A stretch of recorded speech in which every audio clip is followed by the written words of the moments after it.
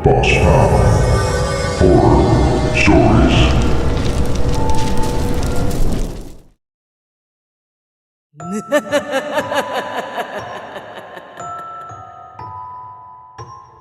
Isang magandang gabi, Boss Pau. Ako ho si Ramon.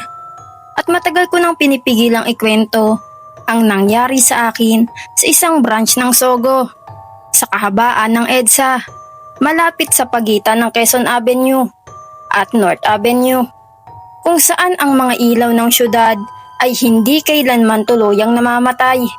Pero may mga lugar pa ring kayang lamunin ng dilim ang kahit sinong magkamali ng pahinga. Pagod na pagod ako noon, Boss Pau. Galing ako sa isang sunod-sunod na overtime sa isang call center sa Eastwood. At dahil madaling araw na at wala na akong lakas pang biyahe pauwi ng Caloocan, napagdesisyonan kong mag-check-in na lang sa pinakamalapit na Sogo.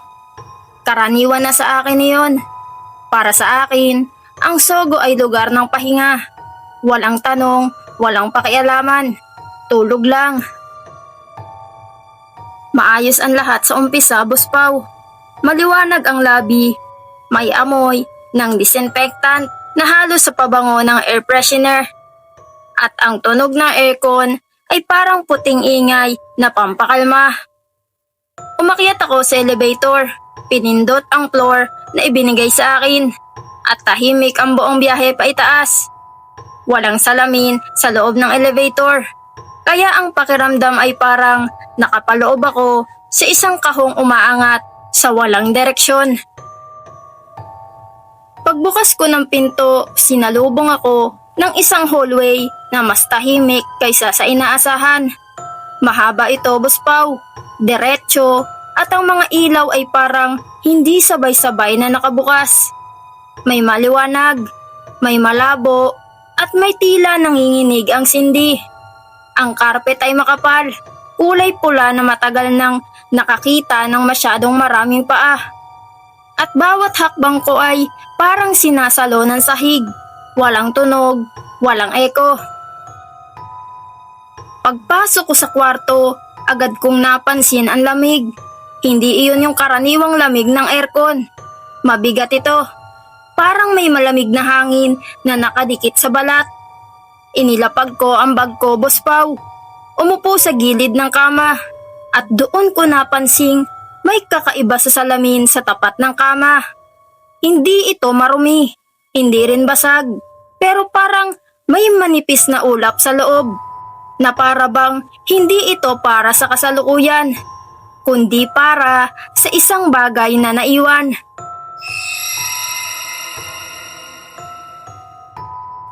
Humiga ako at pinilit matulog. Sanay na akong makatulog kahit saan. Pero sa gabing iyon, ayaw sumunod ng katawan ko. Pakiramdam ko ay may kulang sa kwarto. Hindi gamit, hindi ilaw, kundi presensya.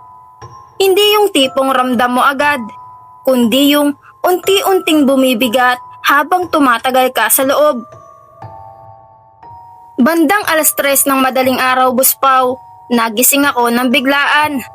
Hindi dahil sa ingay, kundi dahil sa pakiramdam na may nakatingin. Hindi ako gumalaw agad. Tinitigan ko ang kisame. At doon ko napansin na tila mas madilim ang isang sulok ng kwarto kaysa sa iba. Hindi iyon anino. Hindi rin simpleng kakulangan ng ilaw. Para itong parte ng dilim na mas siksik at mas buo.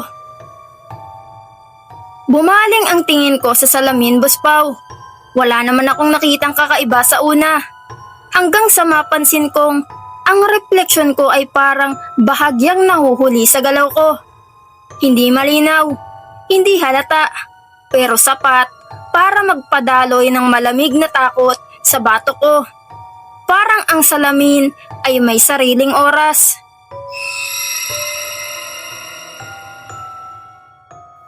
Bumangon ako para magbukas ng ilaw sa banyo. Pagpasok ko roon, mas malamig pa doon, Boss Pau. Ang tiles ay parang yelo at ang ilaw ay masyadong maputi. Halos masakit sa mata. Sa salamin ng banyo, Doon ko unang napansin ang marka sa dingding sa likuran ko. Parang bahid ng kamay, pero hindi malinaw. Parang paulit-ulit na pinunasan pero hindi tuluyang nabura. Bumalik ako sa kama ko, Boss Pao. Pilit na kinukumbinsi ang sarili ko na pagod lang ako. Pero habang nakahiga ako, naramdaman kong tila mas lumulubog ang kama kaysa kanina. Hindi dahil sa bigat ko, kundi parang may dinadagdag na bigat mula sa ilalim.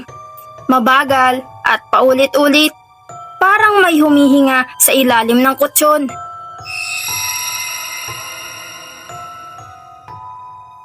Hindi ako sumigaw, Boss Pao. Hindi ako tumayo. Parang may pumipigil sa katawan ko. Ang tanging nagagawa ko lang ay pumikit at magbilang. Umaasang lilipas ang pakiramdam.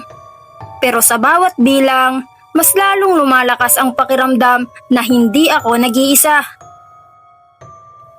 Maya-maya pa, naramdaman kong humupa ang bigat. Akala ko ay tapos na, Boss Pao. Hanggang sa maramdaman kong may dumaan sa gilid ng kama. Hindi ko nakita, pero ramdam ko ang pag-angat ng kumot. Ang bahagyang paggalaw ng hangin. Parang may umupo, saglit lang, tapos tumayo uli.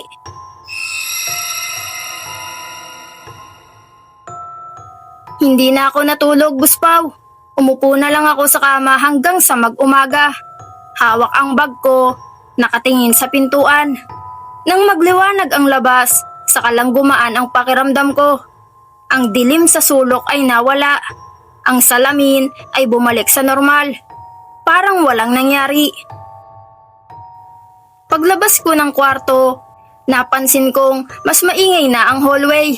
May mga yapak na, may tunog ng elevator, may buhay na uli, Boss Pao. Pero bago ako tuluyang makalayo, napalingon ako sa pintuan ng kwarto. Doon ko napansin ang maliit na numerong nakapaskil sa itaas. Tila mas luma kaysa sa ibang pinto. At bahagyang baluktot. Parang matagal nang gustong matanggal. Pag-uwi ko, hindi agad nawala ang pakiramdam, Boss Pao. Ilang gabi akong nagigising sa parehong oras. Ilang beses kong naramdaman ang parehong bigat sa kama. Kahit nasa sarili na akong kwarto sa Caloocan. At minsan, kapag dumadaan ako sa EDSA at nakikita ang ilaw ng Sogo sa malayo, bigla kong naaalala ang lamig, ang salamin, at ang pakiramdam na may mga lugar na hindi talaga para sa pahinga, kundi para sa mga naiwan.